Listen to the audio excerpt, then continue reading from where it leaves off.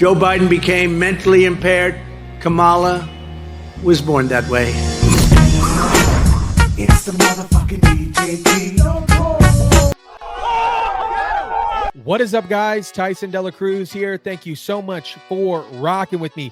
Roseanne went off when she was on stage with Tucker Carlson, and she just dropped some major gems talking about the previous election and her support for Donald Trump. Shout out to everybody watching. Drop your comments down below, smash the like button, and let's get into Roseanne on stage with Tucker Carlson. They stole that election in 2020. They gave us a goddamn COVID so we'd send in those mail order ballots and all that bullshit, and the post office cheated too. Everybody in this country cheated us out of our president in 2020. They made us sick.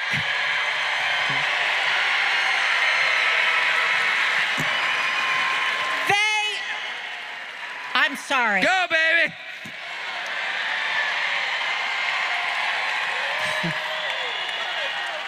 They overthrew the United States of America.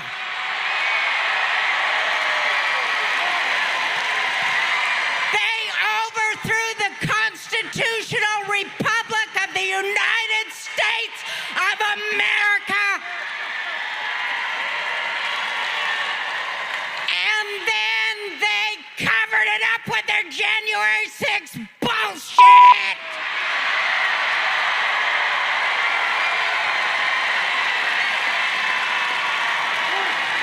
With their insurrection.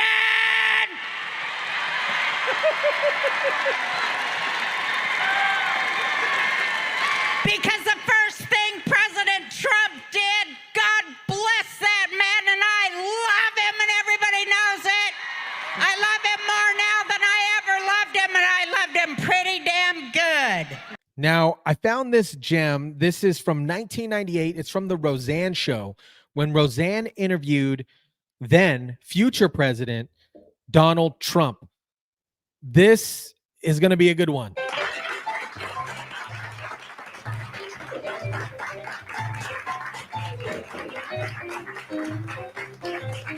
Well, a couple of years ago, my first guest was a reverse billionaire. He was $1 billion in the hole, which I don't even know how you would get there, but we'll ask him.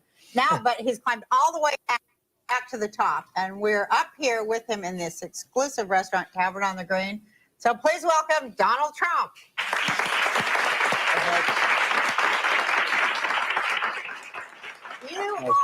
You are like everybody's dream of America. You know, you live it like the rags. Well, you didn't really have rags, but I mean, all the riches and everything that America can offer, you got it. Well, I've had a good time. I've enjoyed myself. I've enjoyed my life. I do things that I really, it's creative. I build these big, beautiful buildings or buy buildings that are already built and fix them. And like the General Motors building I bought last week. Oh, you did? Yeah. And it's how much did that cost you? Can we ask? Can we be nosy? So sick what I paid. Say between like. I paid $800 million. $800 million for one building? One building. Wow. I'll tell you if it works in about 2 years from now. What do you do with it after you buy it? Fix it, make it beautiful. It's the best location in the city, as you know. We're on 59th and 5th and fronting also on Madison Avenue. And it's a very big building, obviously. Otherwise, I really paid too much. And it's going to be, it's the best. It's the best piece of real estate. So I'll fix it, make it beautiful, and make it even more successful and do nicely with it, despite obviously a pretty good price. Well, it's all in the mind, isn't it? Because I read that you said that somebody was trying to be competitive with you about one of your other buildings, and they cut the price for rent to attract people. Right. So instead, you raised the rent, and you filled yours first. Well, I had a big success recently, 40 Wall Street, which I bought 3 years ago for just the opposite of General Motors. I bought it for very little money, and it's a very big building. It was actually the tallest building in the world for a period of time. It's 72 stories, and it's now the tallest building in downtown Manhattan outside of the World Trade Center.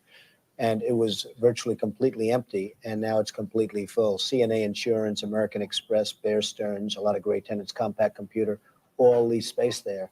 And it's turned out to be terrific. But is that true that you raised the price? I did. I sometimes raise the price because people say, what's going on? They don't understand what's going on, and sometimes they pay it. Sometimes they don't. When they don't, you have trouble. When they do, it's good. But Donald, what is going on with the money thing?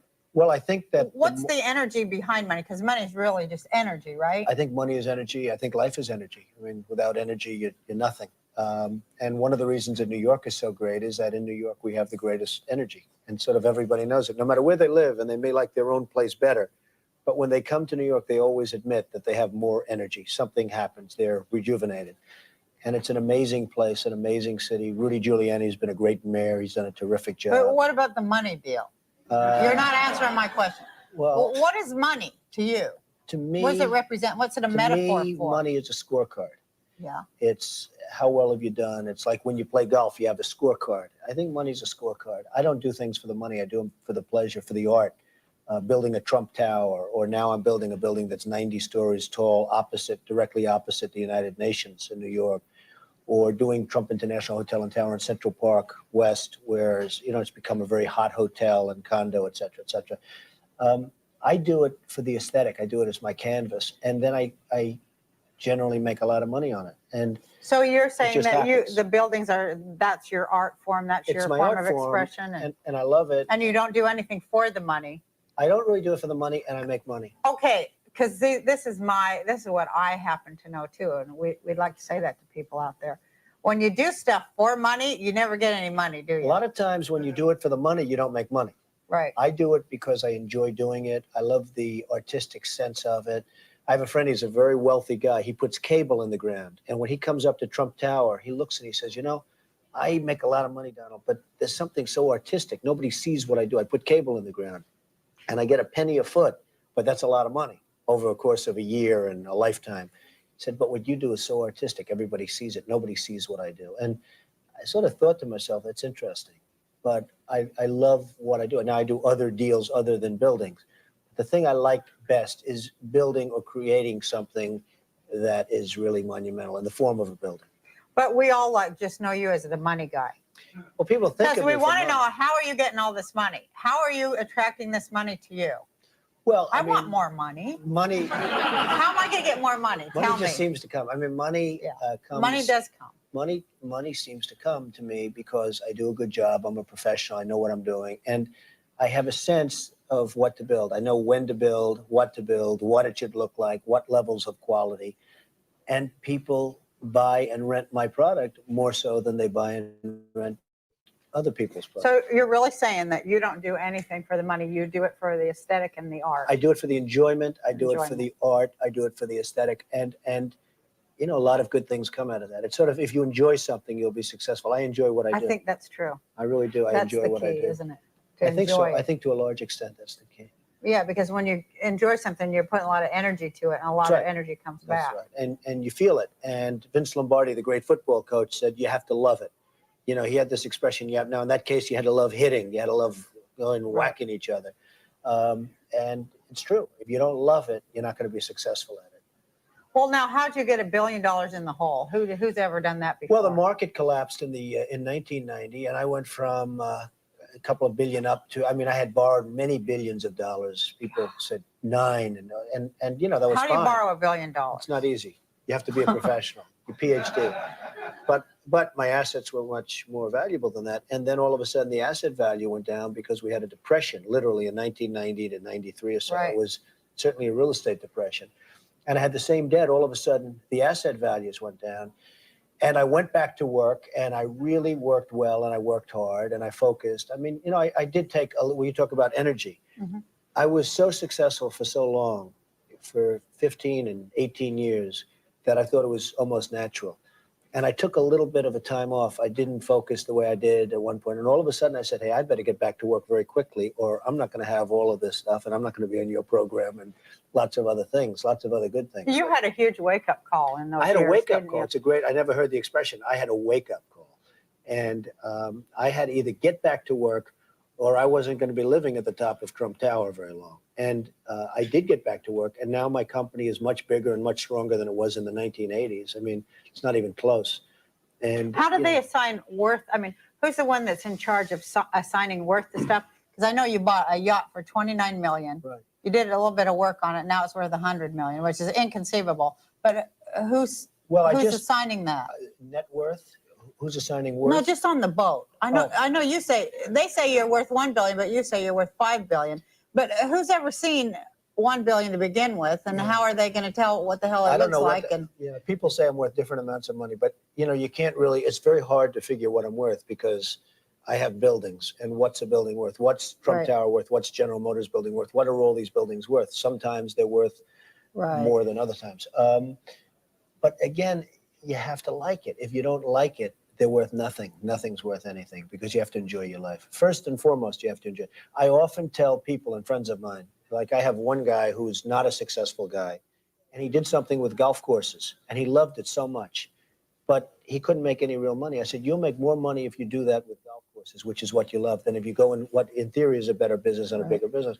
He's doing much better now and loves his life building golf courses than he was doing before in really a much bigger business, but he's making more money and he's having a lot more So fun. you're telling us that we will get money coming to us when we do what we love and do it well. Well, you have to do what you love. And regardless, you have to do that, even beyond the money. I mean, you have to do, otherwise there's no reason to wake up in the morning. Okay, we're going to commercial, and then we're going to come back and get off the money thing and go to you and women. Oh, wow.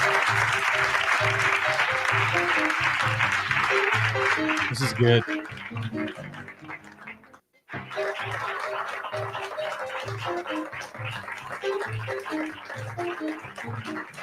Well, here we are back at Tavern on the Green with Donald Trump, our guest. Now, Donald, before I ask you about women and, your mother, of course, that's where I think everyone gets their ideas of mothers or of women. Right, to a certain extent. Yeah. Do you have any fun?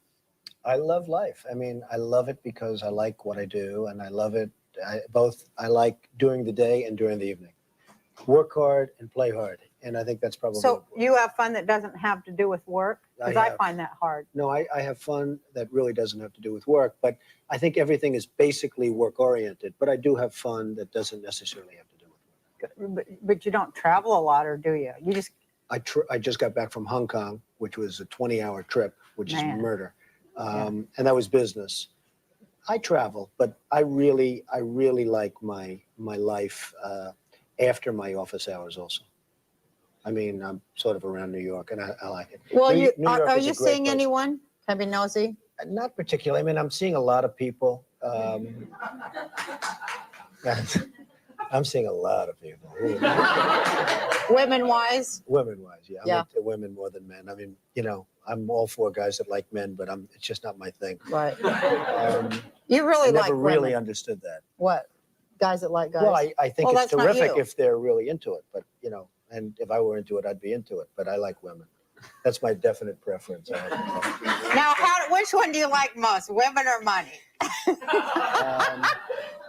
Honestly. Now that could be a tough question. Is that tough? That's a tough question. I really like, I really admire and respect women. I have to tell Right. you. I joke and we're cavalier, but I think women are incredible. They're smarter than men. Thank you. They're tougher than men. Thank you. And certain women can lead certain men right down anything they want. It's the power of a certain thing that's just unbelievable.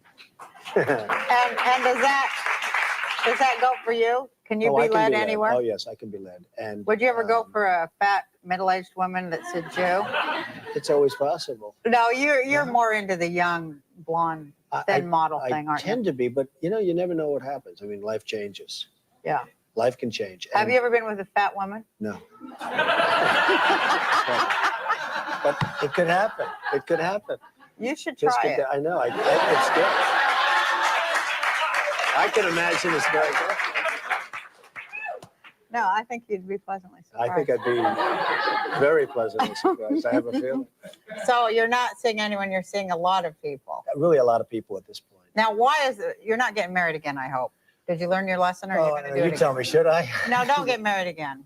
Except for you always had prenuptial agreements. I did. Excellent. I learned from you. I Yeah. did. You need a prenup. Well, you did. I mean, you had to learn something from me because you've gone through the ringer. There's no Yeah. question about This it. is my third and final marriage. Well, that's good. And I think Yeah. that's terrific. And it sounds like you're getting along very well. We're getting along. Yeah. thank Fight God. every once in a while. Yeah, well, I but go these are minor crazy. details. Oh my God, no, we have to talk about this. Go ahead. The can't shake hand thing. Ah, good. Because, okay, I have this thing just started a week ago, the hands and the germs, and I know you have it too, right?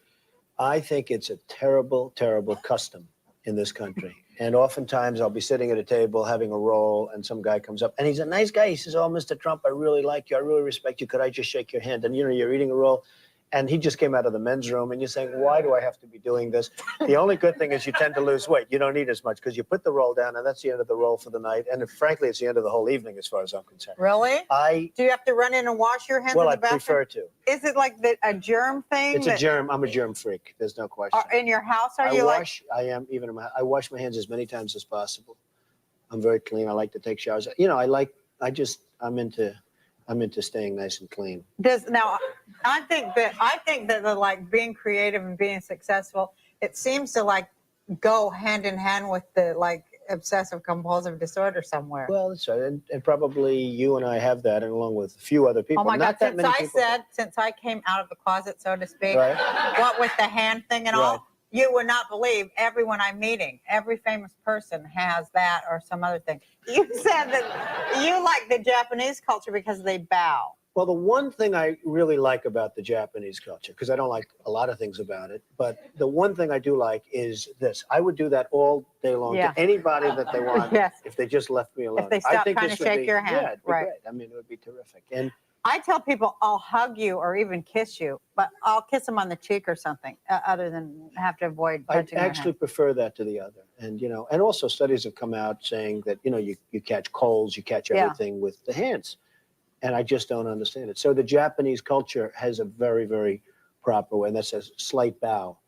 And I don't care. I'd get on my knees. I'd do a slight bow, a major bow. It wouldn't matter. But shaking hands is a disaster. But I think we probably have to do it. You just not shake hands with people? Well, I just started. It started like a week ago. I was in my car, and it's like I had about 4 really sweaty hands in a row. Oh, it's terrible. Shaking hands with people with sweaty hands, and you go, oh, because you don't know what it is. And then you have the people that shake your hand, and they're nice, and they think they're doing a favor, so they shake your hand, and they go like this, and they start wiping their hand off because they think, they do that, and it's still sweaty. And those are usually the really sweaty ones because that's why they're doing it. They have a problem, and they sweat, and it's just a disaster.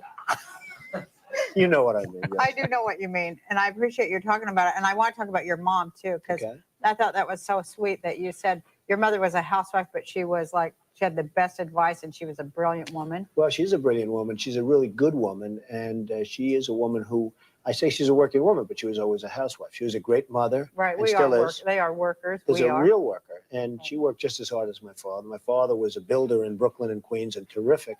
But my mother was a really hard worker, and every bit of, they're married 57 years, 58 years, and so they don't understand the word divorce. You know, divorce, it's like, was your mother shocked when you got divorced? It just wasn't a word that ever entered the vocabulary. You know, divorce isn't like an acceptable thing, but it's not even acceptable. It just doesn't happen. But it's a little bit of a different generation, I suspect. Yeah, totally. But she's a terrific woman and really a great example and role model, as was my father. Now, do you think that you're seeing a lot of women and having, divorces and stuff like that? Is that because are you ever going to find any woman that measures up to mom? No, I doubt it. I think, my mother's very special. And I don't like to think of women in terms of my mother because I'd never touch them. That's another thing that I'm not into. But, it's like. Well, was that why they, let's go there. No, my mother's like a person. She's just a great woman and a really wonderful woman. So I don't like to equate the women I go out with. You mean you don't want to think your mother's a woman? Goodnight, or beyond that.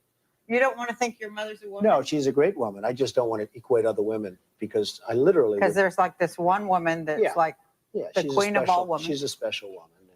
She never kissed anybody. She never did. She never had sex. She never had sex. My mother never had sex. She never even thought about sex. Do you think she shook hands with anyone? She's perfect. I mean, so how could I go out with anybody like that? That would be terrible.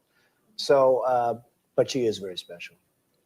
And I bet she feels that way about you too. Well, I bet you're her special little she baby. Better feel that way about me. So, thank you for being here. Well, I'm fascinated by you. You will always remain fascinating to all of us. Thank you very much. Thank you, everybody. Thank you.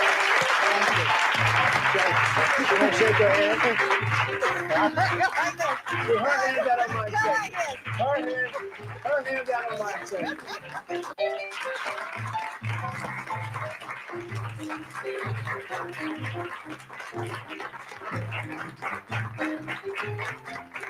My next guest is kind of the philosophical polar opposite of Donald Trump, I think, but maybe not. We'll find out. He is a visible crusader for working class people, working class rights.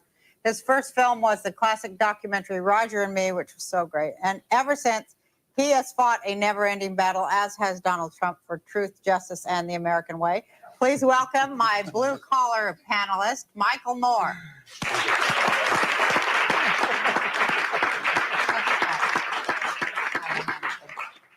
So we want to have like a little bit of a panel because look, how could I avoid this?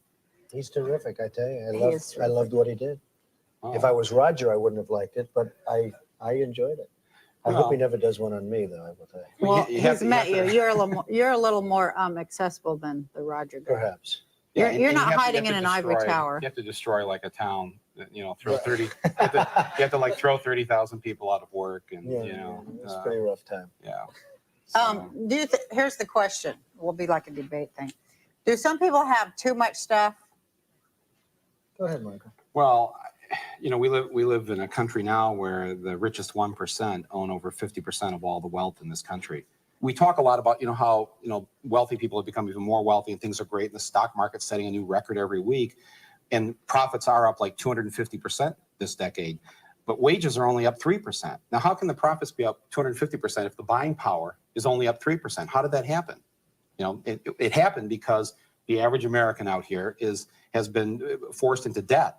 And it's being built on, you know, people living on 3 credit cards, paying the minimum balance each month to get by, second mortgages on their houses. We have the highest personal debt in the history of this country right now, and more personal bankruptcies last year than at any time since the Great Depression. We don't talk about that. What's happened to the concept of making sure that we take care of the least among us? That how we'll be judged is how we treat those who are, you know, people who are having a tougher go of it. And I mean, I know I've read your books. You've been on welfare at times in your life. I've been on unemployment 3 different times in my life. And But you know what? Neither one of us was ever $1 billion in the hole.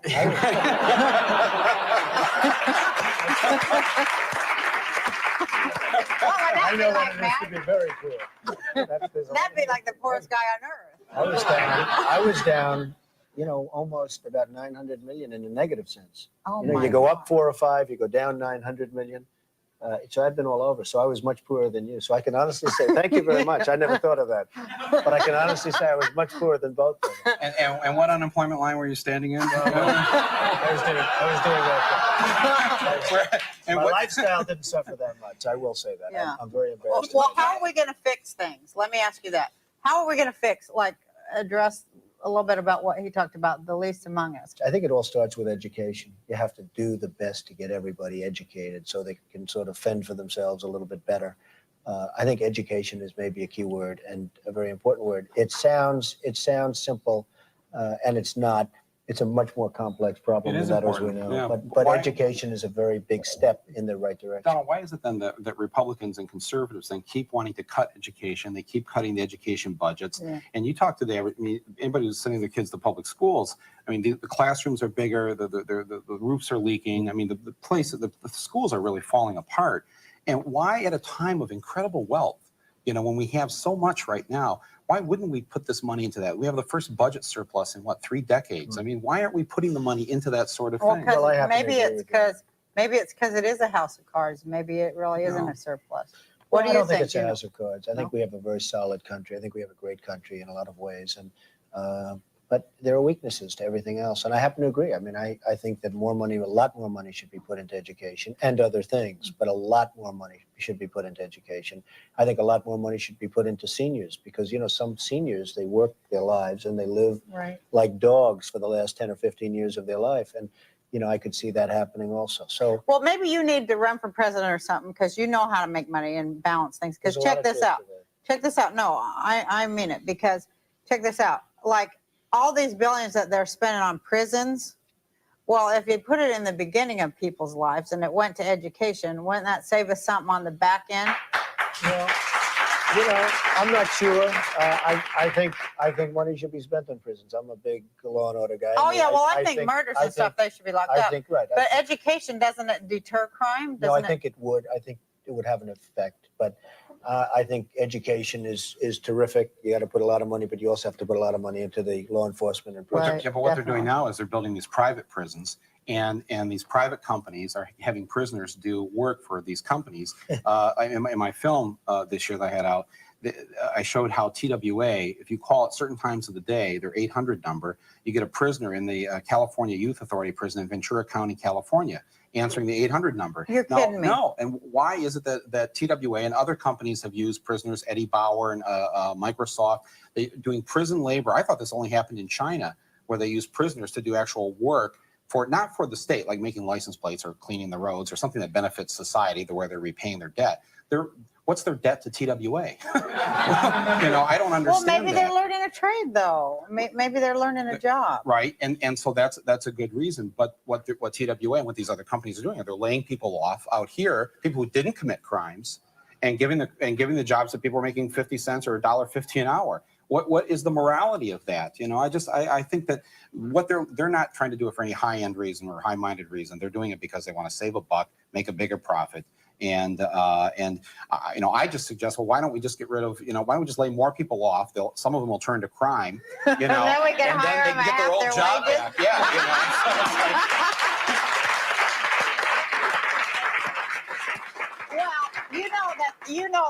Well, that whole way of thinking gets all bogged down too, and it doesn't go anywhere either. Yeah.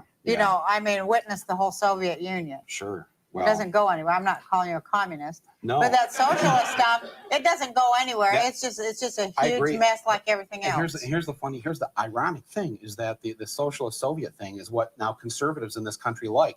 They want to eliminate the competition. They want to merge and buy out the competition so that they're the only company, right? So we have only like 5 media. I was thinking that. Is that true, Donald? I was thinking that the rich people are trying to make us communists. They're trying to be like the old Soviet Union. How about this? When the Republicans voted for impeachment, they voted 227-0. Not one dissent, like the old Politburo in the Soviet Union, where everyone agrees, right? It's like that's how the Republicans are in Congress. There's like they're like the old commies. Donald, really you cannot let other rich people turn this into a communist country. Yes. Well, I don't think we have too much of a problem, but it certainly is an interesting viewpoint.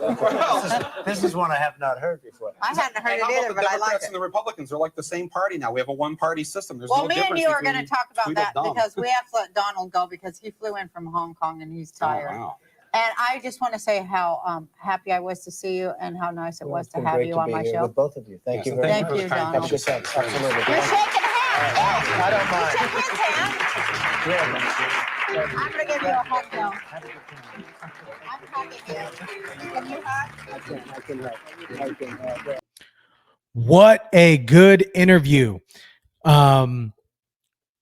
It is interesting because back in the early 90s, the Democrat Party, what we see today, is the Republican Party. And it's almost like the parties have switched. And this was a really good interview. Let me know what you guys think about this interview. I thought it was fantastic, and it aged pretty well. Aside the fact from the party flips, but I thought it aged really well. Donald Trump has always been fantastic in front of people, very articulate. And just let me know what you guys think. Drop your comments down below, smash the like button, share, subscribe, and as always, I'll catch you guys on the next one.